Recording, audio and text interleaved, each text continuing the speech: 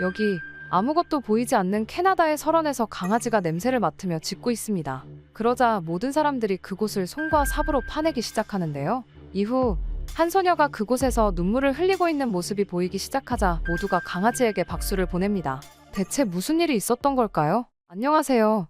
저는 밴쿠버 외곽에서 간호사로 일하고 있는 마리아입니다. 8살 된 저의 소중한 딸 소피아와 단둘이 살고 있죠. 오늘은 제가 겪은 놀라운 이야기를 들려드리고 싶어 이렇게 사연을 보내게 되었습니다. 저희 가족을 살린 한 강아지에 대해서 말이죠. 2년 전 그날은 평범한 겨울 아침이었습니다. 하얀 눈이 내리는 창밖을 보며 소피아는 평소처럼 즐겁게 아침을 먹었죠. 학교에 가는 길, 소피아는 뒷좌석에서 새로 배운 노래를 흥얼거리고 있었어요. 창문에 맺힌 서리 위에 그림을 그리면서요. 그때만 해도 저는 몰랐습니다. 이 평화로운 일상이 순식간에 악몽으로 바뀔 거라는 걸 말이죠. 그때 갑자기 앞에서 달려오던 트럭이 미끄러지면서 우리 차를 덮쳤어요. 눈길에 미끄러진 거죠. 순식간에 일어난 일이라 피할 수가 없었습니다. 귀가 멍멍해지고 세상이 빙글빙글 도는 것 같았어요. 정신을 차렸을 때 차는 완전히 찌그러져 있었고 문은 열리지 않았습니다. 구조대가 도착하기까지는 거의 1시간이 걸렸어요. 그 시간 내내 저는 소피아의 손을 잡고 있었죠. 점점 차가워지는 소피아의 작은 손이 아직도 생생하게 기억나요.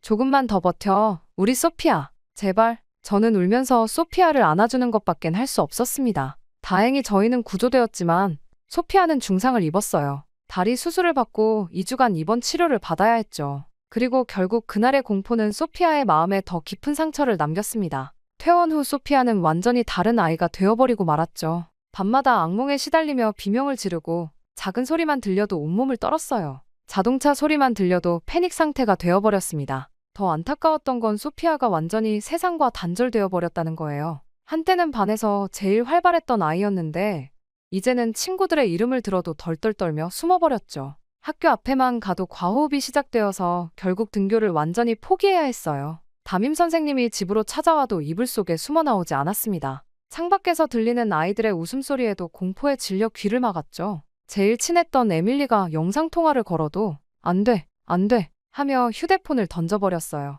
그렇게 사고 이후 예전에는 늘 노래하고 춤추던 저희 집은 마치 영원히 멈춰버린 시계처럼 조용해졌습니다. 특히나 밤이 더 힘들었어요. 소피아는 자다가도 차가워요, 도와주세요 하며 비명을 지르고 식은땀을 흘리며 떨었죠. 악몽에서 깨어나도 현실이 더 무서웠는지 아침이면 침대 밑으로 기어들어가 웅크리고 있었어요. 식사도 제대로 못했죠. 예전엔 잘도 먹던 아이가 이제는 하루 종일 빵 한 조각도 겨우 물었어요. 물론 소피아를 낫게 하기 위해 안 해본 게 없었습니다. 유명하다는 심리 상담사는 다 찾아갔어요. 미술 치료실에서는 소피아가 시커먼 색으로만 그림을 그렸죠. 놀이치료사는 소피아가 치료실 구석에서 꼼짝도 않고 앉아있기만 하다가 결국 포기했어요. 소아 정신과 전문의는 약물 치료를 권했지만 그것도 소피아의 악몽을 막지는 못했습니다. 그렇게 매일 밤 저는 소피아의 방문 앞에 앉아 있었어요. 문틈 사이로 들리는 흐느낌에 가슴이 찢어졌죠. 엄마, 나 죽을 것 같아. 무서워. 이런 말을 들을 때마다 저는 속으로 항상 울 수밖에 없었죠. 의사 선생님은 이게 중증 외상 후 스트레스 장애라고 했지만 그런 진단명이 무슨 소용이 있겠어요? 저는 제 눈앞에서 녹아내리는 소피아를 그저 지켜볼 수밖에 없는걸요. 결국 저는 절박한 마음에 매일 밤 인터넷을 뒤졌습니다. 유럽의 최신 치료법부터 대체의학까지 가능한 모든 방법을 시도했습니다. 약물 치료, 최면 치료, 음악 치료, 심지어 아로마 테라피까지요. 하지만 소피아의 눈빛은 여전히 공허했어요. 그러던 어느 날 밤, 마지막 희망처럼 진돗개에 대한 글을 발견했어요. 그리고 그 발견은 우리 가족의 운명을 완전히 바꿔놓게 되었죠. 아직도 그 글의 제목이 기억이 납니다. 진돗개와 함께한 6개월, 우리 아들이 다시 웃기 시작했습니다. 라는 제목이었죠. 글을 클릭하고 스크롤을 내리며 읽어 내려갈수록 제 심장은 더 빠르게 뛰기 시작했어요. 한참 전 용사가 쓴 글이었는데 PTSD로 고통받던 그의 아들이 진돗개를 만나고 나서 놀라운 변화를 보였다는 내용이었습니다. 순간 손이 떨리기 시작했어요. 스크롤을 내릴수록 더 많은 사례들이 나왔거든요. 교통사고, 트라우마를 겪던 10대 소녀가 진돗개를 만나고 다시 차를 탈 수 있게 되었다는 이야기, 화재 현장에서 가족을 잃고 말을 잃어버린 아이가 진돗개와 교감하면서 다시 말문을 열었다는 사연? 마치 제 이야기처럼 다가왔어요. 특히 눈에 들어온 건 진돗개의 특별한 성격이었습니다. 다른 개들과는 달리 주인의 감정을 읽는 능력이 뛰어나고 한번 마음을 열면 평생 변치 않는 충성심을 보인다는 거예요. 놀랍게도 진돗개는 주인이 불안해할 때 그걸 감지하고 특유의 침착한 태도로 안정감을 준다고 했죠. 그렇게 저는 밤새 진돗개에 대해 찾아보았어요. 그러면서 진돗개가 한국의 천연 기념물이라는 것도 알게 되었고 수천 년 동안 이어져 온 이 견종의 역사도 배웠죠. 그 중에서도 가장 인상 깊었던 건 진돗개가 보여주는 인내심이었어요. 주인이 마음을 열 때까지 조용히 기다리면서도 한번 신뢰가 쌓이면 그 어떤 상황에서도 주인을 지킨다는 거였죠. 그리고 다음날 아침, 저는 곧바로 지역 한인회에 전화를 걸었어요. 진돗개 브리더를 찾는 게 쉽지는 않았죠. 하지만 다행히도 밴쿠버 교회에 한 분이 계셨어요. 미영 브리더님은 20년 넘게 진돗개를 키우고 번식해오신 분이었죠. 전화를 받자마자 제 사정을 말씀드렸어요. 미영님, 제 딸이 지금 너무 힘들어하고 있어요. 혹시 진돗개가 도움이 될까요? 떨리는 목소리로 여쭤보았죠. 미영 브리더님은 잠시 침묵하시더니 지금 바로 와보세요. 라고 말씀하셨어요. 그날 오후 저는 소피아에게 엄마 잠깐 다녀올게 라고 말하고 미영 브리더님의 농장을 찾아갔습니다. 그렇게 도시를 벗어나 1시간쯤 달렸을까요? 울창한 숲 사이로 나타난 농장은 마치 다른 세상 같았어요. 넓은 마당에는 진돗개들이 자유롭게 뛰어다니고 있었죠. 미영 브리더님은 저를 보자마자 마리아 씨죠? 하며 반갑게 맞아주셨어요. 저는 차를 마시며 소피아의 이야기를 더 자세히 들려드렸죠. 제 이야기를 끝까지 다 들으신 미영 브리더님은 잠시만 기다리세요 라며 자리를 피하셨어요. 잠시 후 미영 브리더님이 데려온 강아지를 보는 순간 제 심장이 멎는 줄 알았어요. 순백색 털을 가진 3개월 된 암컷이었는데 까만 눈동자가 마치 소피아를 닮은 것 같았거든요. 다른 강아지들이 짖고 뛰어다닐 때도 이 강아지는 조용히 앉아서 저를 바라보고만 있었어요. 그게 저와 아우라의 첫 만남이었죠. 이 아이는 좀 특별해요. 미영 브리더님이 말씀하셨어요. 다른 녀석들과 달리 유독 차분하고 인내심이 강해요. 사람의 마음을 읽는 것 같은 눈빛도 있고요. 소피아랑 잘 맞을 것 같네요. 그렇게 미영 브리더님의 권유로 강아지를 안아보는 순간 이상한 느낌이 들었어요. 마치 오래전부터 알고 지낸 것 같은 그런 편안함이었죠. 강아지는 제 품에 안기자마자 부드럽게 몸을 기대왔어요. 그 순간 저는 확신했습니다. 이 아이가 우리 가족을 도와줄 수 있을 거라고요. 이름은 뭐라고 지으실 건가요? 미영 브리더님이 물으셨어요. 저는 잠시 생각에 잠겼다가 대답했죠. 아우라요. 희망을 뜻하는 라틴어에서 따온 이름이에요. 소피아가 다시 빛나게 해줄 거라는 믿음을 담아서요. 그리고 그것이 기적의 시작이었습니다. 집으로 돌아오는 길, 뒷좌석에서 조용히 앉아있는 아우라를 백미러로 바라보며 생각했어요. 이제 시작이구나. 설렘 반 두려움 반인 마음으로요. 소피아가 아우라를 어떻게 받아들일지, 정말 변화가 있을지, 모든 게 불확실했지만 한 가지는 분명했어요. 더는 물러설 곳이 없다는 거요. 현관문 앞에 서서 열쇠를 꺼내들 때 아우라가 살짝 낑낑거렸어요. 마치 걱정 마세요. 제가 있잖아요. 라고 말하는 것 같았죠. 그렇게 떨리는 손으로 현관문을 열었을 때 저는 소피아의 반응이 두려웠어요. 평소처럼 조용히 들어가려 했지만 아우라의 발소리가 어쩔 수 없이 마룻바닥에 울렸거든요. 그 순간 거실에서 텔레비전을 보고 있던 소피아가 고개를 돌렸어요. 그리고 순백색의 아우라를 발견한 순간 소피아의 눈이 커졌습니다. 엄마, 저 건? 소피아의 목소리가 떨렸어요. 제가 뭔가 설명하려 했지만 소피아는 이미 자기 방으로 뛰어들어가 문을 쾅 닫아버렸죠. 쿵 하는 소리와 함께 제 심장도 덜컥 내려앉는 것 같았어요. 혹시 제가 아우라를 데려온 게 실수였을까요? 불안한 마음에 아우라를 바라보았는데 놀랍게도 아우라는 전혀 동요하지 않았어요. 다른 강아지였다면 갑자기 닫힌 문에 놀라 짖거나 긴장했을 텐데 아우라는 마치 이런 반응을 예상했다는 듯 차분하게 소피아의 방문 앞으로 걸어갔습니다. 안 돼, 거기는. 제가 뭐라고 말하려고 하는 순간 아우라는 전혀 개의치 않고 문 앞에 편안하게 앉았습니다. 마치 오래전부터 이곳이 자신의 자리였다는 듯이 말이죠. 등을 문에 기대고 앉아서 고개를 살짝 기울인 채 문을 바라보는 모습이 어찌나 다정해 보이던지. 하지만 그날 밤 소피아는 방에서 나오지 않았어요. 평소 같았으면 제가 문을 두드리고 달래서라도 저녁을 먹이려 했겠지만 이번엔 달랐어요. 아우라가 있었거든요. 마치 제가 지킬게요라고 말하는 것처럼 미동도 않고 문 앞을 지키는 아우라를 보면서 저는 처음으로 기다림이라는 것을 배웠습니다. 그리고 다음날 아침 소피아의 방문 틈으로 작은 움직임이 보였어요. 평소라면 악몽에 시달려 새벽부터 흐느끼곤 했는데 이번엔 조용했죠. 문틈으로 아우라를 구경하는 소피아의 그림자가 보였어요. 아우라는 여전히 그 자리에 앉아 있었는데 귀를 쫑긋 세우고 경계하는 것도 흥분해서 꼬리를 흔드는 것도 아닌 그저 거기 함께 있어주는 것 같은 모습이었죠. 이런 광경은 며칠 동안 이어졌어요.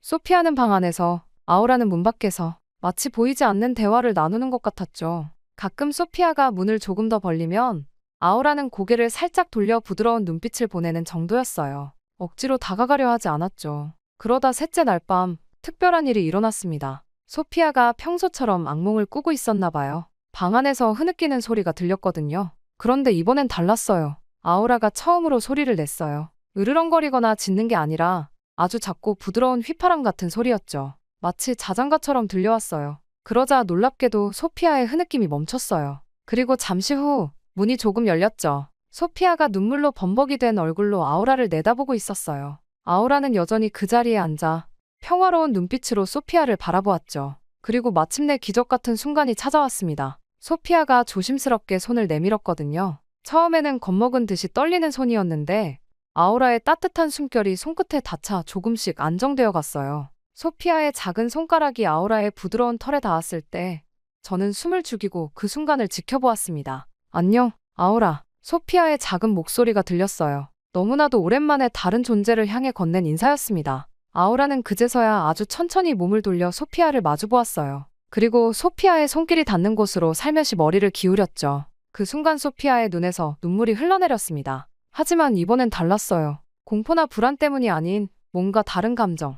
어쩌면 안도감이었을까요? 소피아는 조금씩 문을 더 열었고 아우라는 참을성 있게 기다렸어요. 마침내 문이 완전히 열렸을 때 소피아는 바닥에 앉아 아우라를 품에 안았습니다. 그 포옹은 마치 영원처럼 느껴졌어요. 소피아의 작은 팔이 아우라의 목을 감싸고 아우라는 부드럽게 소피아의 어깨에 머리를 기대었죠. 둘 다 아무 말도 하지 않았지만 그 침묵이 오히려 더 많은 이야기를 들려주는 것 같았어요. 지금 생각해보면 그때가 바로 치유의 시작이었던 것 같아요. 소피아가 자신의 두려움을 넘어서 다른 존재를 받아들인 첫 순간이었으니까요. 아우라는 단순한 반려견이 아니었어요. 소피아의 닫혀있던 마음을 열어준 열쇠였죠. 그리고 그건 시작에 불과했어요. 우리는 아직 아우라가 얼마나 특별한 존재인지 몰랐으니까요. 그렇게 아우라와 소피아의 첫 교감 이후 우리 가족의 일상은 조금씩 변화하기 시작했어요. 처음엔 저도 아우라를 어떻게 대해야 할지 잘 몰랐죠. 소피아를 돌보느라 아우라와 교감할 시간도 없었고요. 하지만 매일 밤 소피아의 방문 앞을 지키는 아우라를 보면서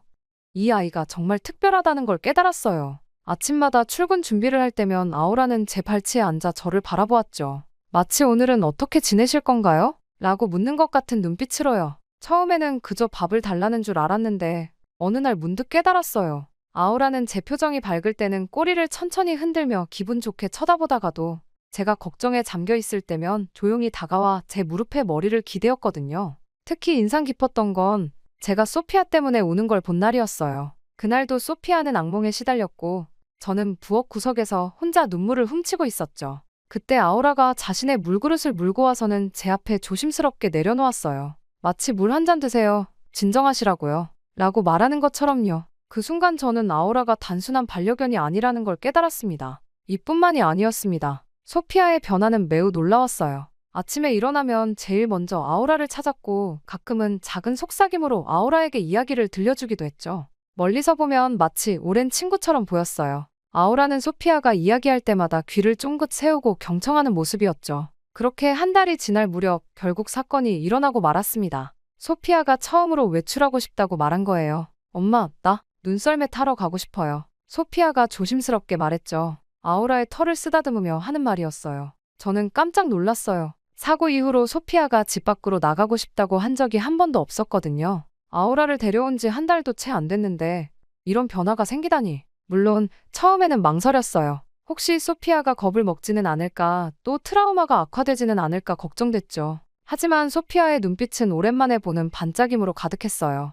아우라도 마치 동의하듯 꼬리를 살랑거렸고요. 그래, 가자. 아우라도 함께 데려가자꾸나. 제가 대답하자 소피아는 처음으로 환하게 웃었어요. 2년 만에 보는 딸의 미소였죠. 그리고 그 순간만큼은 모든 게 좋아질 거라고 믿었죠. 앞으로 다가올 일은 전혀 예상치 못한 채 말입니다. 그렇게 주말 아침, 우리는 근처 썰매장으로 향했습니다. 차 안에서 소피아는 여전히 긴장한 모습이었지만 뒷좌석에서 따뜻하게 기대어 있는 아우라 덕분에 무사히 도착할 수 있었어요. 도착한 썰매장은 경사가 완만한 작은 언덕들이 여러 개 있어서 초보자들도 안전하게 즐길 수 있는 곳이었어요. 소피아는 처음에는 두려워했지만 아우라가 옆에서 지켜보고 있다는 걸 알고는 조금씩 용기를 내기 시작했죠. 엄마, 나 화장실 다녀올게요. 소피아가 말했어요. 세 번째 썰매를 타고 내려온 후였죠. 얼굴이 상기되어 있었고 오랜만에 밝은 목소리였어요. 금방 올 거예요. 아우라랑 같이 갈게요. 저는 잠시 망설였지만 이내 고개를 끄덕였어요. 화장실은 바로 눈썰매장 옆에 있었고 아우라가 함께 있으니 괜찮을 거라 생각했죠. 그리고 소피아가 스스로 뭔가를 하겠다고 나선 건 정말 오랜만이었으니까요. 그런데 그때였어요. 소피아가 화장실로 가는 길에 잠시 멈춰서서 높은 곳에 눈을 구경하고 있을 때였죠. 그 순간 산 위에서 이상한 소리가 들렸어요. 처음에는 멀리서 들리는 천둥인 줄 알았는데 점점 소리가 커지더니 땅이 미세하게 흔들리는 게 느껴졌어요. 순간 제 등줄기가 서늘해졌죠. 눈사태다. 누군가의 날카로운 외침이 들렸어요. 저는 본능적으로 소피아를 향해 뛰기 시작했지만 이미 거대한 눈벽이 산 위에서 굉음과 함께 쏟아져 내렸고 순식간에 소피아가 있는 곳으로 다가가고 있었습니다. 소피아, 이리 와. 울분의 찬저의 목소리가 터져나왔어요. 소피아는 제 소리를 듣고 고개를 돌렸지만 이미 공포에 얼어붙은 듯 제자리에 서 있었어요. 아우라 또한 소피아 쪽으로 달려갔지만 눈사태가 더 빨랐죠. 제가 너무 놀라 뛰어가려는 순간 주변 사람들이 저를 붙잡았어요. 안 돼요. 당신마저 위험해져요. 구조대가 오고 있어요. 지금 가면 죽어요. 사람들의 외침이 들렸지만 제 귀에는 들어오지 않았어요. 저는 필사적으로 몸부림치며 소리쳤죠. 놓으세요. 제 딸이에요. 소피아. 하지만 이미 늦었어요. 눈사태가 소피아를 삼켜버렸고 순식간에 하얀 폭포가 되어 계속해서 쏟아져 내렸죠. 그렇게 시간이 얼마나 흘렀을까요? 눈사태가 멈추고 눈보라가 가라앉기 시작했을 때 제 눈앞에 펼쳐진 광경은 악몽 같았어요. 소피아가 있던 자리는 이미 3미터가 넘는 눈더미로 뒤덮여 있었고 주변의 모든 것이 하얀 눈 속에 파묻혀 있었죠. 소피아, 이번에는 아무도 저를 막지 못했어요. 저는 울부짖으며 미친 듯이 눈더미를 향해 달려갔죠. 하지만 어디를 파야 할지 알 수 없었어요. 눈은 너무 깊었고 모든 게 하얗기만 했죠. 맨손으로 눈을 파내기 시작했지만 파낼수록 더 많은 눈이 무너져 내렸어요. 그리고 그때 아우라가 특별한 행동을 보였어요. 코를 땅에 대고 이리저리 움직이더니 갑자기 어느 한 지점에서 격렬하게 짖기 시작했죠. 그리고는 앞발로 눈을 파내기 시작했어요. 저는 직감적으로 알았어요. 아우라가 소피아의 냄새를 찾았다는 걸. 여기에요. 이쪽이에요. 제가 소리치자 주변 사람들이 달려왔어요. 모두가 손과 삽으로 필사적으로 눈을 파내기 시작했죠. 아우라는 계속해서 한 지점을 파고 또 팠어요. 마치 여기 있어요. 제발 빨리요. 라고 말하는 것처럼 간절한 눈빛으로 저를 바라보았죠. 시간은 잔인하리만큼 천천히 흘렀어요. 1분이 1시간처럼 느껴졌죠. 손가락이 얼어붙고 피가 나도 멈출 수 없었어요. 소피아가 저 밑에서 숨을 쉬고 있을까? 아직 살아있을까? 온갖 생각이 제 머릿속을 채찍질했죠. 그리고 마침내 아우라가 파던 곳에서 작은 손가락이 보였어요. 여기 있어요. 누군가가 소리쳤죠. 움직였어요. 손가락이 움직여요. 그 소리에 모두가 더욱 필사적으로 눈을 파내기 시작했어요. 구조대가 도착했을 때는 이미 소피아의 상체가 절반쯤 드러나 있었죠. 놀랍게도 소피아는 의식이 있었어요. 눈더미 사이에 작은 공간이 생겨서 숨을 쉴 수 있었대요. 엄마, 소피아의 희미한 목소리가 들렸을 때 저는 그 자리에서 주저앉아 울었어요. 아우라는 계속해서 소피아의 얼굴을 핥아주며 체온을 전해주려 했죠. 구조대원들은 이런 빠른 발견이 기적이라고 했어요. 하지만 저는 알아요. 이건 기적이 아니라 아우라의 놀라운 능력과 사랑이 만든 구조였다는 걸요. 그렇게 소피아를 병원으로 이송하는 구급차 안에서 아우라는 계속해서 소피아의 손을 핥아주었어요. 마치 이제 괜찮아. 내가 여기 있잖아. 라고 말하는 것처럼요. 소피아는 희미하게 웃으며 아우라의 머리를 쓰다듬었죠. 그 순간 저는 깨달았어요. 아우라는 우리 가족에게 보내진 수호천사라는 걸요. 병원에 도착하자마자 소피아는 응급실로 이송됐어요. 의료진들이 소피아의 상태를 확인하는 동안 저는 아우라와 함께 대기실에서 초조하게 기다렸죠. 그때까지만 해도 우리는 몰랐어요. 스키장의 그 순간이 누군가의 카메라에 담겨 있었다는 것을, 그리고 그 영상이 우리의 삶을 또 한 번 바꿔놓게 될 거라는 것을요. 그러다 대기실의 텔레비전에서 갑자기 익숙한 장면이 나왔어요. 진돗개 영웅, 눈사태 속 어린이 구조하다. 화면에는 아우라가 필사적으로 눈을 파내는 모습이 나오고 있었죠. 구조대원들의 바디캠과 주변 사람들의 휴대폰으로 찍힌 영상이었어요. 저는 그제서야 알았어요. 아우라의 놀라운 활약이 고스란히 카메라에 담겨 있었다는 걸. 한국의 천연기념물인 진돗개가 밴쿠버에서 눈사태에 갇힌 8살 소녀를 구조하는 기적을 만들어냈습니다. 아나운서의 목소리가 울려 퍼졌어요. 이어지는 인터뷰에서 한 구조대원이 말했죠. 제가 15년간 구조 활동을 하면서 이런 경우는 처음 봤습니다. 개가 정확히 매몰자의 위치를 찾아낸 건 정말 놀라운 일이에요. 영상은 아우라가 처음 냄새를 맡아 소피아의 위치를 찾는 순간부터 필사적으로 눈을 파내는 모습, 그리고 마침내 소피아를 발견하는 순간까지 모든 과정을 담고 있었어요. 특히 아우라가 지친 기색도 보이지 않고 계속해서 한 지점을 파는 모습은 보는 사람들의 마음을 울리기에 충분했죠. 그리고 그날 저녁, 소피아가 검사를 마치고 병실에 옮겨진 후에 여러 방송사의 취재 요청이 쇄도했어요.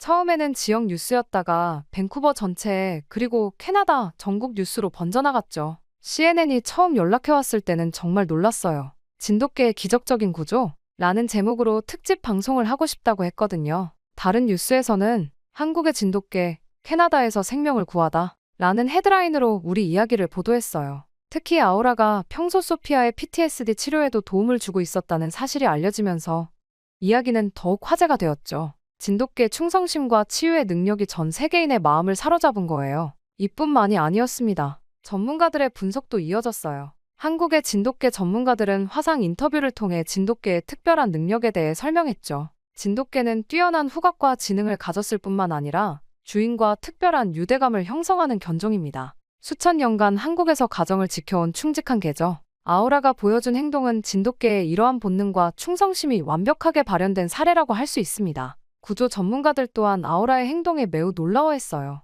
보통 눈사태 구조견들은 특별한 훈련을 받아야 하는데 아무런 훈련도 받지 않은 반려견이 이렇게 정확하게 매몰자의 위치를 찾아낸 것은 정말 특별한 일입니다. 아우라는 타고난 구조 본능을 가진 것 같네요. 게다가 한 유명 작가는 자신의 SNS에 이렇게 썼다고 하더군요. 우리가 반려동물을 구하는 게 아니라 그들이 우리를 구하는 겁니다. 아우라와 소피아의 이야기가 바로 그걸 증명하고 있죠. 특히 감동적이었던 건 전 세계 사람들이 보내온 응원의 메시지들이었어요. 호주에서 온 편지에는 아우라는 우리에게 희망을 주었어요 라고 쓰여 있었고, 영국의 한 어린이는 아우라의 초상화를 그려 보내주기도 했죠. 심지어 한국에서는 아우라를 진돗개의 자부심이라고 부르며 많은 사람들이 자부심을 느낀다는 메시지를 보내왔어요. 유명 다큐멘터리 제작팀에서는 아우라의 이야기를 다큐멘터리로 만들고 싶다며 연락해왔어요. 반려동물과 인간의 특별한 유대감이라는 주제로 아우라와 소피아의 이야기를 중심으로 다룬다고 했죠. 소피아의 PTSD 극복 과정부터 눈사태 구조까지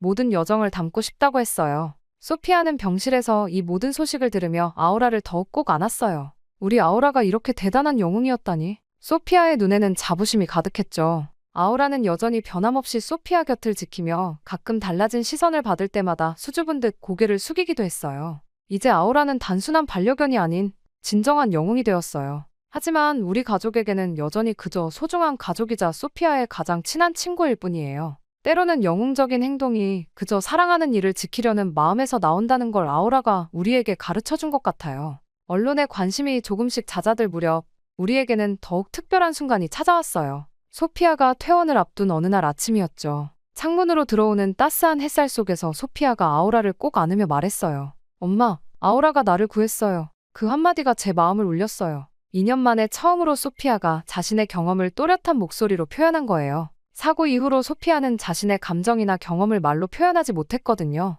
모든 것을 짧은 단어나 고개 끄덕임으로만 대답했었죠. 하지만 그날 소피아는 처음으로 완성된 문장으로 자신의 감정을 표현했어요. 그래, 아우라가 정말 대단했지. 제가 물었어요. 네, 아우라는 제 영웅이에요. 이제 더 이상 무섭지 않아요. 엄마, 소피아의 말에 저는 눈물이 났어요. 그동안 얼마나 기다려왔던 순간인가요? 제 딸이 다시 자신의 이야기를 할 수 있게 되다니. 아우라는 소피아의 곁에서 꼬리를 살랑살랑 흔들며 그 순간을 지켜보고 있었죠. 그리고 마침내 퇴원날 병원 앞에는 많은 사람들이 모여 있었어요. 지역 주민들과 뉴스 기자들, 그리고 밴쿠버 시의원까지 모두가 소피아와 아우라를 기다리고 있었죠. 시의원은 아우라에게 특별히 제작된 명예 구조견 메달을 걸어주었어요. 아우라는 이제 밴쿠버의 자랑이자 작은 영웅입니다. 우리 지역 사회의 명예 구조견으로서 아우라의 용기와 헌신은 영원히 기억될 것입니다. 시의원의 말에 모든 사람들이 박수를 쳤어요. 아우라는 마치 부끄러운 듯 소피아의 다리 뒤로 살짝 숨었죠. 그렇게 집으로 돌아온 후 우리의 일상은 조금씩 달라지기 시작했어요. 소피아는 더 이상 악몽에 시달리지 않았고 창밖의 차 소리에도 덜 놀라게 되었죠. 아우라가 곁에 있으면 어떤 상황에서도 안정감을 느끼는 것 같았어요. 특히 놀라웠던 건 소피아가 학교로 돌아가겠다고 했을 때였습니다. 이제 괜찮을 것 같아요. 아우라가 있는 집으로 돌아올 수 있다는 게 든든해요. 소피아가 말했죠. 아침에 등교할 때는 불안해하면서도 하교 후 아우라를 만날 생각에 힘을 내는 모습이었어요. 그리고 대망의 첫 등교 날, 정말 감동적인 광경이 펼쳐졌어요. 학교 친구들과 선생님들이 소피아의 복귀를 따뜻하게 환영해 주었거든요. 소피아를 환영합니다라는 팻말도 있었고, 친구들은 모두 소피아의 영웅 아우라 이야기를 듣고 싶어 했죠. 하교 후에는 종종 친구들이 우리 집에 놀러 오기 시작했어요. 처음에는 아우라가 궁금해서 왔던 아이들이 이제는 소피아와 진짜 친구가 되었죠. 소피아도 조금씩 마음을 열기 시작했고요. 이제 저희는 주말이면 공원으로 산책을 가요. 예전에는 상상도 할 수 없었던 일이죠. 더욱 놀라운 건 길을 지나는 사람들이 종종 아우라를 알아보고 인사를 건넨다는 겁니다. 저기 봐, 밴쿠버의 영웅이잖아. 그럴 때마다 소피아는 자랑스러운 듯 환하게 웃어요. 어느 날 저녁, 소피아가 제게 다가와 물었어요. 엄마, 저희가 아우라를 만난 건 정말 운이 좋았던 거죠? 저는 고개를 저었어요. 운이 아니야, 소피아. 이건 운명이었어. 아우라는 우리 가족을 위해 하늘이 보내준 선물인 것 같아. 정말 그랬어요. 아우라는 단순히 소피아의 생명을 구한 것이 아니었어요. 우리 가족의 삶 자체를 바꿔놓았죠. 소피아의 웃음소리가 다시 집안에 가득해졌고 제 마음속에 무거운 짐도 조금씩 내려놓을 수 있게 되었어요. 지금도 가끔 소피아의 방을 지나다 보면 소피아가 아우라에게 책을 읽어주는 모습을 봐요. 예전에는 항상 닫혀있던 방문이 이제는 항상 열려있죠. 아우라는 소피아의 이야기를 들으며 귀를 쫑긋 세우고 때로는 고개를 갸우뚱거리며 반응해줘요. 그럴 때마다 소피아의 웃음소리가 방 안에 가득해요. 얼마 전에는 소피아가 학교 장문 시간에 나의 영웅이라는 제목으로 아우라에 대한 글을 썼어요. 선생님이 그 글을 읽고 눈물을 흘리셨다고 해요. 소피아는 그 글에서 이렇게 썼대요. 아우라는 내 친구이자 영웅이에요. 하지만 아우라는 단순히 나를 눈사태에서 구해준 것만으로 영웅인 게 아니에요. 아우라는 내 마음속의 두려움도 함께 녹여주었거든요. 이제 나는 더 이상 혼자가 아니에요. 언제나 나를 지켜주는 따뜻한 천사가 있으니까요. 저는 이제 확신해요. 우리 가족의 진정한 치유는 그날 소피아의 방문 앞에서 시작되었다는 거려. 아우라가 그 문을 열어준 거예요. 그리고 지금도 계속해서 우리 가족의 새로운 문을 열어주고 있죠. 아우라는 우리 가족의 생명을 구했을 뿐만 아니라 우리의 삶을 바꿨습니다. 제가 인터뷰에서 했던 이 말은 지금도 제 마음속 가장 깊은 곳에서 울리는 진실이니까요. 그리고 지금도 소피아와 아우라의 일상도 여전히 아름답게 이어지고 있답니다. 매일 아침 공원을 산책하는 두 친구의 모습은 이제 우리 동네의 명물이 되었죠. 사람들은 여전히 아우라를 알아보고 인사를 건네지만 이제는 영웅이라서가 아니라 우리 마을의 소중한 이웃이기 때문이에요.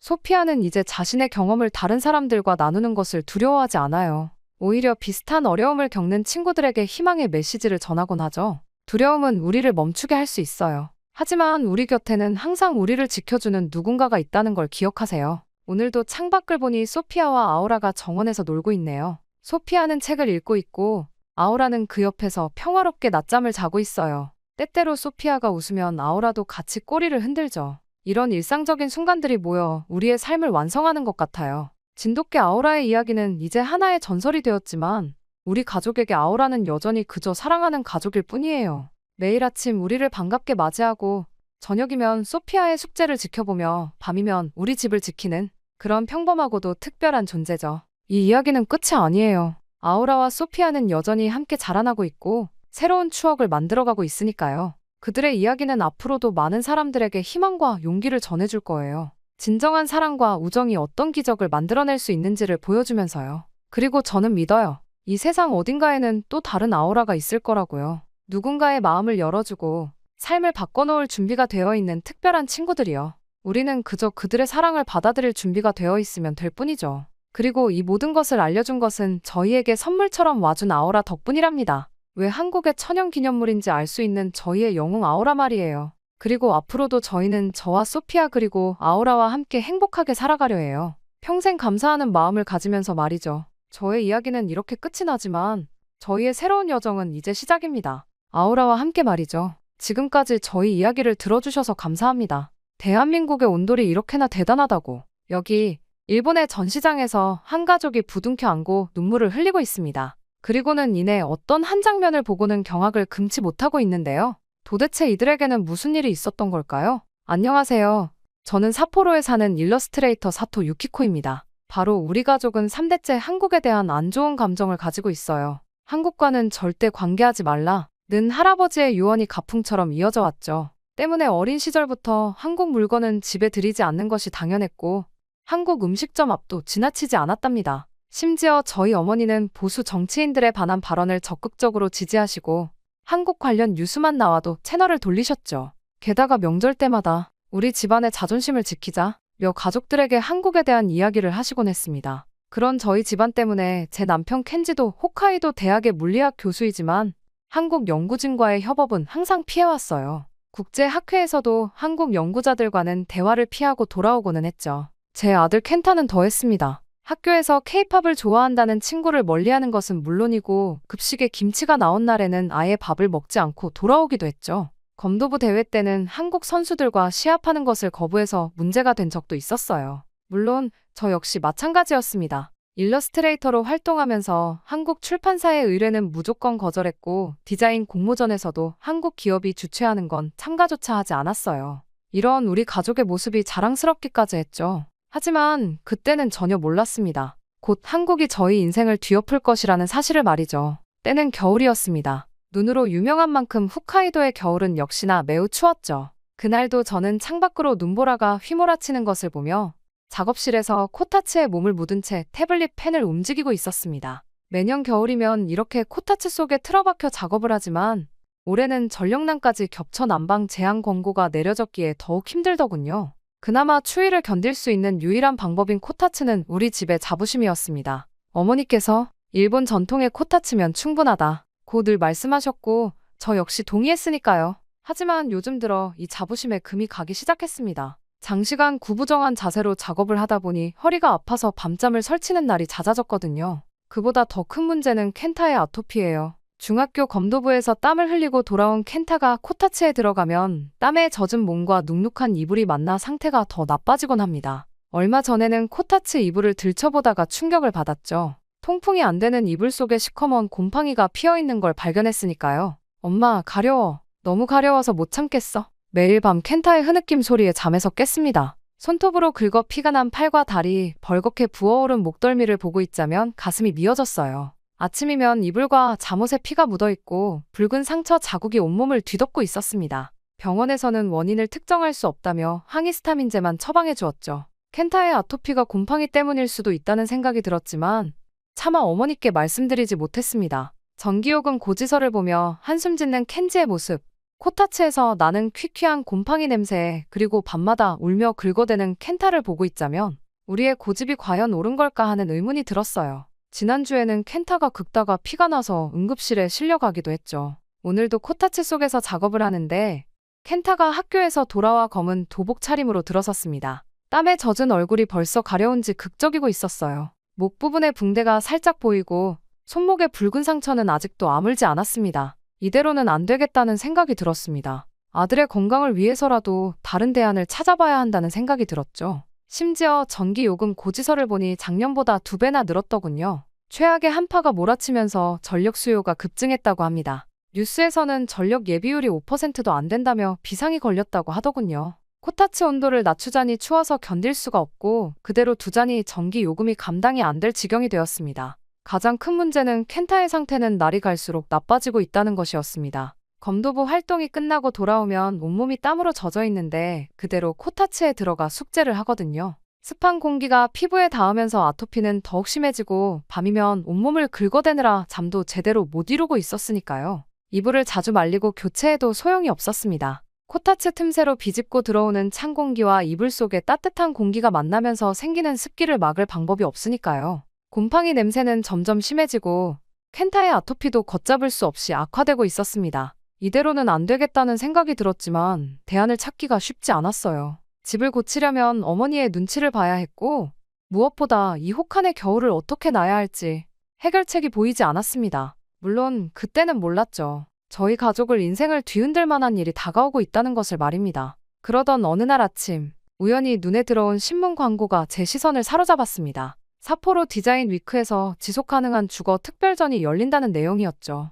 평소라면 그냥 지나쳤을 텐데 켄타의 피투성이 손목을 붕대로 감아주며 밤을 지새운 직후라 유난히 눈에 들어왔어요. 혹시 켄타의 아토피에 도움이 될 만한 것이 있을까 하는 마음에 저는 이끌리듯 전시회를 찾았습니다. 입구에서 받은 팸플릿을 보니 친환경 난방 시스템, 새집 증후군 해결 방안, 실내 공기질 개선 등 제가 고민하던 문제들과 관련된 내용이 많더군요. 전시장은 예상보다 훨씬 붐볐어요. 대부분의 부스가 일본과 유럽의 기업들이었는데 한쪽 구석에 전통 난방 시스템 체험관이라는 간판이 걸린 부스가 있었습니다. 처음에는 그저 지나치려 했는데 그곳에서 나오는 따뜻한 기운이 발걸음을 붙잡았어요. 호기심에 이끌려 들어가 보니 바닥 전체가 따뜻했습니다. 차가운 발바닥이 녹아드는 듯한 포근함이 느껴졌죠. 게다가 공기도 따뜻하더군요.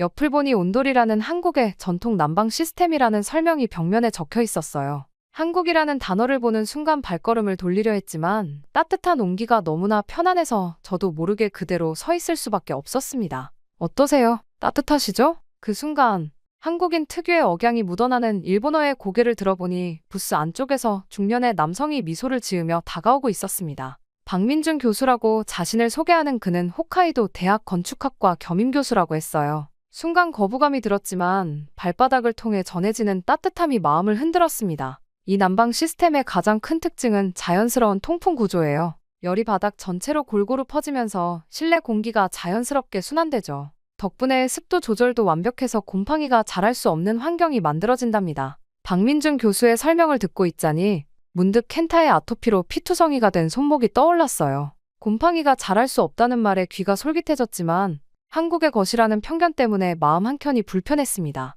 그리고 에너지 효율도 매우 높답니다. 코타츠처럼 전기를 사용하는 것보다 30-40% 정도 열효율이 좋아서 난방비가 훨씬 적게 들어요. 전기를 2번 변환하는 과정이 없어서 그래요. 박민준 교수는 벽에 걸린 차트를 가리키며 코타츠와 온돌의 에너지 소비량을 비교해 보여주었습니다. 우리 집에 지난달 전기 요금을 생각하니 숨이 막힐 것 같았어요. 그리고 그때였어요. 켄지가 퇴근 후 전시회에 들른다던 약속이 생각나 전화를 걸었는데 마침 근처에 와 있다고 하더군요. 그렇게 켄지를 기다리는 동안 박민준 교수는 계속해서 온돌의 장점을 설명했습니다. 보시면 아시겠지만 전신이 골고루 데워지는 것이 특징이에요. 상체만 따뜻한 게 아니라 발끝부터 머리끝까지 균일한 온도를 유지할 수 있죠. 특히 피부가 민감하신 분들께 추천드립니다. 실제로 온돌 체험관 안은 마치 봄날의 햇살이 내리쬐는 것처럼 포근했어요. 곳곳에 설치된 온도계와 습도계가 쾌적한 실내 환경을 보여주고 있었죠. 한쪽 벽면에는 온돌의 구조를 보여주는 단면도가 전시되어 있었는데 열이 어떻게 전달되는지 한눈에 알 수 있게 되어 있었습니다. 얼마 지나지 않아 도착한 켄지는 도착하자마자 온돌의 과학적 원리에 깊은 관심을 보였어요. 물리학 교수답게 열 전달 방식과 에너지 효율에 대해 박민준 교수와 열띤 토론을 시작했습니다. 처음에는 한국인이라는 것을 알고 약간 경직된 모습이었지만 대화가 진행될수록 켄지의 표정이 밝아졌어요. 이건 정말 과학적으로 완벽한 시스템이네요. 연력학 법칙에 따른 자연스러운 대류 현상을 이용한 거라니 놀랍습니다. 켄지의 말에 박민준 교수는 더욱 자세한 설명을 이어갔어요. 바닥 전체를 데우는 방식이 어떻게 에너지 효율을 높이는지, 왜 곰팡이가 생기지 않는지, 실내 공기 질이 어떻게 개선되는지. 남편의 눈빛이 점점 더 진지해지는 게 보였습니다. 그때 갑자기 켄타에게서 전화가 왔어요. 검도 연습이 끝나고 전시회로 오겠다는 거였죠. 켄타가 도착했을 때 처음에는 한국인 교수를 보고 눈살을 찌푸렸어요. 하지만 온돌 체험관에 들어서자마자 눈에 띄게 달라진 공기를 느꼈는지 평소보다 훨씬 덜 극적거렸어요. 여기 되게 따뜻한데요? 검도장에도 이런 게 있으면 좋겠어요. 연습하고 나서 이렇게 있으면 피부가 덜 가려울 것 같아요. 켄타의 말에 저도 모르게 눈시울이 붉어졌습니다. 우리 아이가 이렇게 편안해하는 모습을 본 게 얼마만인지 마음이 너무나도 아프더군요. 하지만 동시에 마음이 복잡해졌어요. 이토록 좋은 게 한국의 것이라니 어머니께 어떻게 말씀드려야 할지 걱정이 앞섰습니다. 박민준 교수는 우리 가족의 눈치를 살피면서도 친절하게 설명을 이어갔어요. 켄타의 아토피 상태를 듣더니 온돌이 어떻게 도움이 될 수 있는지 구체적으로 이야기해 주었죠. 곰팡이가 생기지 않는 원리, 습도 조절이 자연스럽게 되는 방식, 그리고 전신이 골고루 데워지면서 혈액순환이 좋아지는 효과까지 말입니다. 특히 인상 깊었던 것은 단열과 환기에 대한 설명이었어요. 현대식 온돌은 전통 온돌의 장점은 그대로 살리면서도 최신 기술로 더욱 효율을 높였다고 했죠. 단열재와 추결 시스템이 결합되어 한번 데워진 열이 오래 유지된다는 점이 놀라웠습니다. 그렇게 온돌을 체험하고 집으로 돌아오는 길, 차 안은 묘한 긴장감이 감돌았습니다. 켄지는 평소와 달리 생각에 잠긴 듯 조용했고 켄타는 여전히 따뜻했던 바닥을 이야기하며 들떠 있었어요. 저는 어머니의 반응이 걱정되면서도 처음으로 희망이 보이는 것 같은 기분이 들었죠. 과학은 국경이 없는 거야. 켄지가 작은 목소리로 중얼거렸어요. 이건 단순한 문화의 차이가 아니라 과학적 원리를 활용한 훌륭한 기술이야. 그의 말을 들으며 저는 오랫동안 우리를 지배해온 편견이 조금씩 녹아내리는 것을 느꼈습니다. 하지만 이제 더 큰 산이 남아있었죠. 어머니를 설득하는 일. 과연 우리가 해낼 수 있을까요? 그렇게 집으로 돌아온 그날 밤, 켄지와 저는 오랜 시간 이야기를 나눴습니다. 켄타가 잠든 후 거실에서 코타츠에 앉아 차를 마시며 온돌 시스템에 대해 진지하게 상의했어요. 켄지는 노트북을 펼쳐 전시회에서 찍어온 자료들을 하나씩 살펴보았습니다. 유키코, 솔직히 말해서 이건 정말 훌륭한 시스템이야. 연력학적으로 완벽해. 하지만 켄지의 말끝이 흐려졌어요. 하지만 우리 둘 다 알고 있었죠. 부모님을 설득하는 게 얼마나 어려울지에 대해서 말이에요. 특히 저희 어머니는 집안의 모든 결정권을 쥐고 계시니까요. 한국과 관련된 것이라면 더욱 완강하실 거예요. 하지만 다음 날 아침, 저는 용기를 내어 어머니께 전화를 드렸습니다. 켄타의 아토피 때문에 새로운 난방 시스템을 알아보고 있다고 조심스럽게 말씀드렸죠.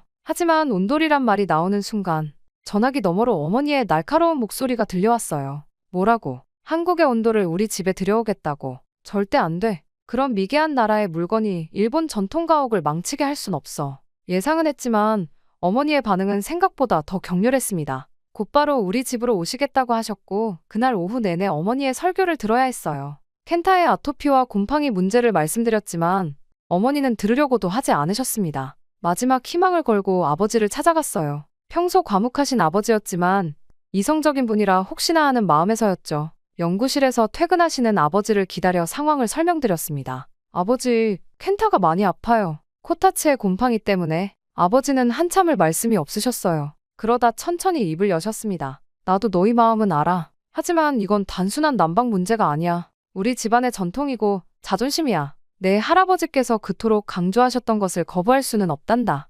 미안하구나. 아버지의 눈빛에서 안타까움이 느껴졌지만 결정을 바꾸실 생각은 없어 보였어요. 상황이 너무나도 절망적이었죠. 결국 켄지는 다른 접근법을 시도했어요. 대학 연구실에서 곰팡이 샘플을 채취해 분석하기 시작했고 코타츠와 온돌의 습도 관리 비교 실험을 진행했습니다. 실험실 한쪽에 코타츠를 다른 한쪽에 작은 온돌 체험존을 설치했죠. 여기 봐. 코타츠 이불 안쪽의 습도가 75%를 넘어. 곰팡이가 번식하기 딱 좋은 환경이야. 반면 온돌은 40-50% 사이를 유지해. 이건 3주간의 데이터야. 켄지는 매일 아침 저녁으로 습도와 온도를 체크하고 공기 중 곰팡이 포자 수까지 측정했어요. 그래프는 명확한 차이를 보여줬죠. 게다가 일주일 동안 연구실에서 거의 살다시피 했어요. 코타츠 이불에서 채취한 곰팡이를 현미경으로 관찰하고 그것이 아토피에 미치는 영향을 연구했죠. 동료 교수들의 도움도 받아가며 자료를 수집했습니다. 이건 아스페르길루스라는 곰팡이야. 알레르기성 질환을 일으키는 주요 원인이 된다고 해. 켄타의 아토피가 악화된 이유를 알 것 같아. 연구 결과를 정리한 켄지는 건축학과 동료들 앞에서 프레젠테이션을 준비했어요. 박민준 교수도 초청했죠. 발표장에는 20여 명의 교수들이 모였고 켄지는 차분하게 설명을 이어갔습니다. 전통적인 코타츠와 현대식 온돌의 가장 큰 차이점은 습도 관리에 있습니다. 코타츠는 국소적인 열원으로 인해 이불 내부의 습도가 축적되는 반면 온돌은 바닥 전체가 고르게 가열되어 자연스러운 공기 순환이 일어납니다. 실험 결과 코타츠 환경에서는 3일 만에 곰팡이 콜로니가 형성되었지만 온돌 환경에서는 3주가 지나도 곰팡이가 발견되지 않았습니다. 프레젠테이션은 성공적이었어요. 여러 교수들이 켄지의 연구에 관심을 보였고 특히 의대 교수는 아토피 치료에 있어 실내 환경의 중요성을 강조하며 적극적인 지지를 보냈답니다. 하지만 그럼에도 불구하고 부모님의 반대는 여전했어요. 켄지가 연구 결과를 들고 설득하려 했지만 어머니는 학문적인 것과 가문의 전통은 별개 라며 완강하게 거부하셨죠. 아버지는 말없이 고개를 돌리셨고요. 오히려 켄지에게 너마저 한국 편을 들 거냐 며 서운해하셨어요. 결국 우리는 어려운 결정을 내려야 했습니다. 부모님 몰래 공사를 진행하기로 한 거예요. 박민준 교수님께 비밀리에 공사를 부탁드렸고 다행히 흔쾌히 받아들여 주셨답니다. 걱정 마세요. 최대한 조용히 진행하도록 하겠습니다. 무엇보다 켄타 군의 건강이 중요하니까요. 공사는 예상보다 순조롭게 진행됐어요. 박민준 교수님이 소개해준 한국인 기술자들의 숙련된 솜씨에 켄지도 감탄했죠. 특히 전통 가옥의 구조를 해치지 않으면서도 현대적 설비를 설치하는 기술이 인상적이었답니다. 그 과정에서 가장 신기했던 것은 켄타의 변화였습니다. 처음에는 한국인 기술자들을 경계하던 아이가 어느새 공사 현장에서 스케치북을 들고 있더군요. 기술자들의 섬세한 손길을 그림으로 담아내는 모습이 인상적이었어요. 엄마, 이거 봐요. 한국 전통 건축이 일본 건축이랑 비슷한 부분이 많대요. 기둥을 세우는 방법도 그렇고요. 이렇게나 공통점이 많은데 이제껏 우리가 미워한 게 잘못된 걸까요? 켄타는 계속해서 매일매일 새로운 발견을 했어요. 한국 전통 건축의 처마 구조가 비와 햇빛을 조절하는 원리, 기둥과 볼을 결합하는 방식, 창호의 구조까지. 심지어 기술자들에게 직접 질문도 하기 시작했죠. 그렇게 공사가 절반쯤 진행됐을 때 뜻밖의 손님이 찾아왔습니다. 이웃집 사카이 씨였죠. 평소 어머니와 친하신 분이라 가슴이 철렁했는데 뜻밖의 말씀을 하시더군요. 실은 나도 몰래 설치했어요. 작년 겨울에. 덕분에 요즘 전기세도 많이 절약되고 특히 류마티스 통증이 많이 좋아졌답니다. 사카이 씨의 말씀에 저희는 큰 용기를 얻었어요. 온도를 사용하는 집이 우리만이 아니었던 거죠. 이미 많은 이웃들이 조용히 변화를 받아들이고 있었던 겁니다. 그렇게 공사는 예정대로 진행됐고 어느새 마무리 단계에 접어들었어요. 이제 남은 건 부모님께 이 사실을 알리는 일뿐이었죠.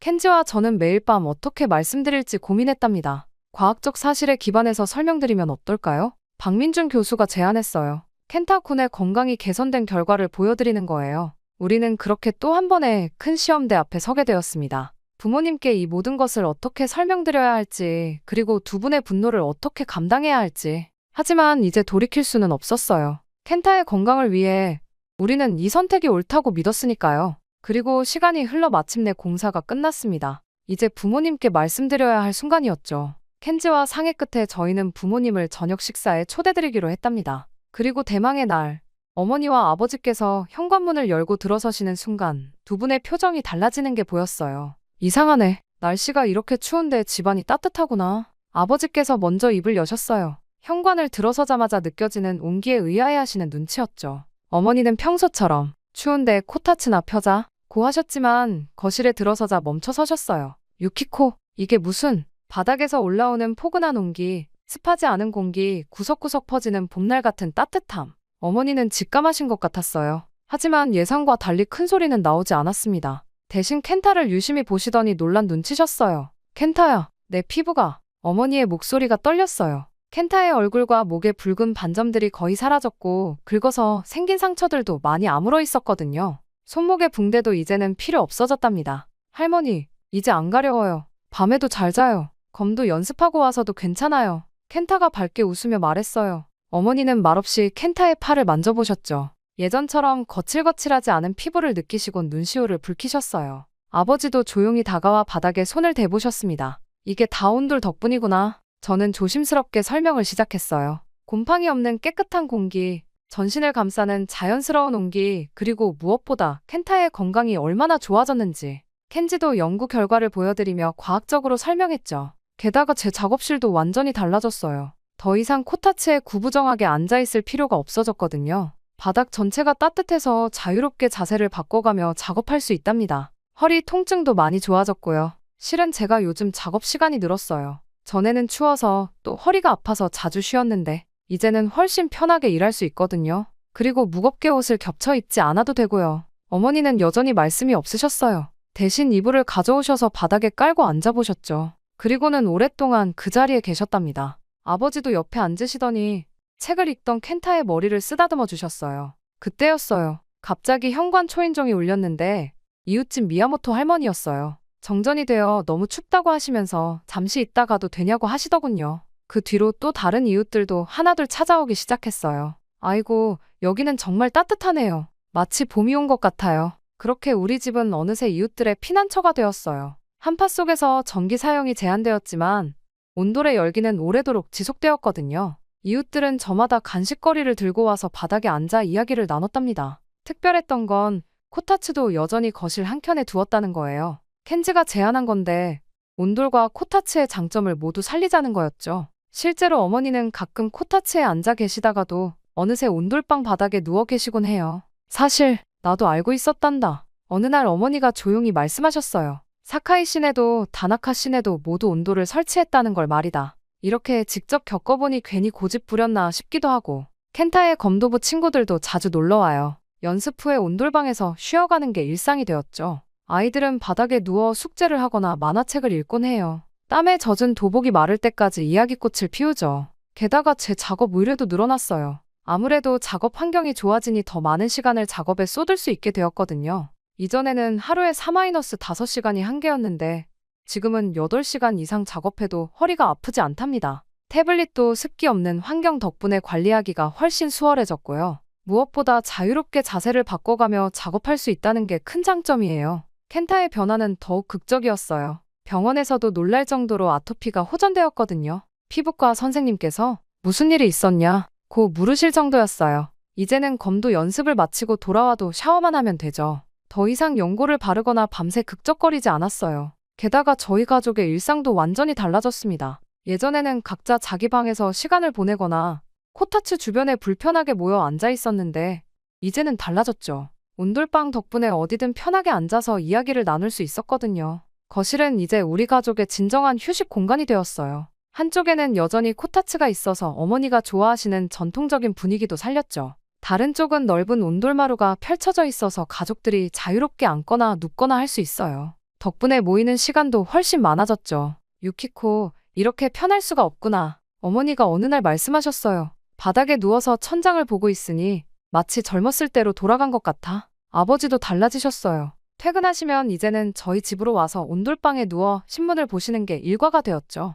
가끔은 켄타와 함께 바닥에 누워 별자리 책을 보시기도 해요. 예전에는 상상도 할 수 없었던 모습이에요. 주말이면 온 가족이 거실에 모여 영화도 보고 보드게임도 해요. 켄타는 친구들을 데려와 숙제를 하거나 만화책을 읽기도 하고요. 이렇게 가족이 한 공간에서 오랫동안 함께 시간을 보낸 적이 언제였는지 기억도 나지 않네요. 정말 놀라운 건 이 모든 변화가 단순한 난방 시스템의 교체에서 시작됐다는 거예요. 온도를 설치하면서가 시작이었죠. 차가웠던 우리의 편견이 녹아내리면서 가족의 온기도 함께 커져간 것 같아요. 이제 우리 집은 진정한 의미의 따뜻한 보금자리가 되었답니다. 이후 우리가 가진 편견을 버리고 나니 오히려 더 큰 가치를 발견하게 된 거죠. 라는 켄지의 말처럼 우리 가족의 변화는 이제 큰 반향을 일으키고 있었습니다. 켄지의 연구는 예상보다 더 큰 주목을 받았어요. 대학 연구소에서는 3개 연구실이 공동으로 대규모 프로젝트를 시작했어요. 1000가구를 대상으로 하는 대규모 조사였죠. 코타츠 사용 과정과 온돌 설치 과정의 실내 환경을 비교하는 내용이었어요.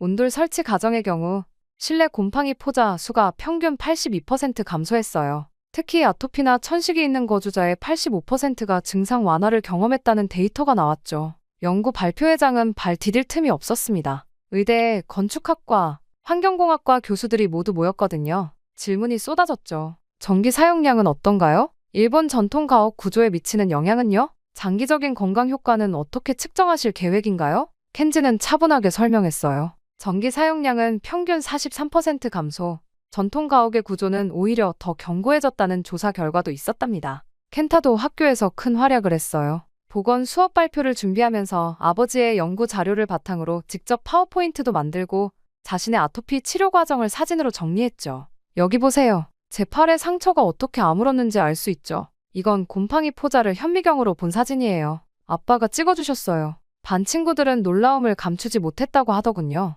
특히 비슷한 증상으로 고생하는 친구들의 부모님들께서 연락을 주시기도 했죠. 보건 선생님은 켄타의 발표 자료를 다른 반에서도 보여주고 싶다고 하셨어요. 당연히 어머니의 변화가 가장 놀라웠어요. 텔레비전에서 우연히 한국의 전통 건축을 다룬 다큐멘터리를 보시게 된 게 시작이었죠. 처음에는 그냥 지나치려 하셨대요. 하지만 온돌의 과학적 원리를 설명하는 부분에서 발걸음을 멈추셨다고 하더군요. 이렇게 과학적인 거였니? 우리가 얼마나 무지했던 걸까? 이제는 이웃들이 모이면 어머니가 먼저 온돌 이야기를 꺼내세요. 켄타의 아토피가 나은 이야기부터 시작해서 전기세가 줄어든 이야기, 잠이 잘 온다는 이야기까지, 심지어 한국 드라마도 찾아보시기 시작했어요. 예전이었다면 상상도 못할 일이었죠. 게다가 지난 겨울 그토록 반대하시던 어머니가 이웃들을 초대해 다과회를 여셨어요. 온돌방에 앉아 한국 전통차를 마시며 이야기꽃을 피우시더군요. 어머니의 말씀이 아직도 귓가에 맴돌아요. 우리가 고집을 부린 게 아니라 편견에 사로잡혀 있었던 거구나. 이제야 알겠어. 켄지의 연구는 이제 전국적인 프로젝트가 되어가고 있어요. 30개 대학, 50개 병원이 참여하는 대규모 연구로 발전했죠. 켄타는 이제 당당하게 말해요. 우리 집의 온돌이 사람들을 돕고 있대요.